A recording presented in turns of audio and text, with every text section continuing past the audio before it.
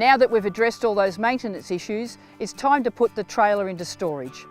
Think about keeping it nice and clean, aired out, clean out your fridge, wipe it all out, leave the door open. Make sure you don't leave any perishables in the cupboards. Wipe down all the dust. Don't leave anything damp in the trailer. Maybe put a set of fresh sheets on the bed so it's all fresh, ready to go next time you want to hook up. With your water tanks, give them a good flush out with nice clean water. You may have picked up some water along the way that's not so tasty. We leave them full. That way there's no air gap, less likelihood of mould and mildew building up inside the tank. We need to consider the onboard batteries. It could be one that's normally charged from a solar panel and now in storage it's either covered with a cover or indoors. There's also the battery for your breakaway system. We don't want that flat when we're heading out for a trip.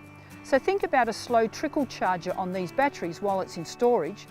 Also make sure you don't have the fridge on or anything drawing power from the batteries while it's in storage.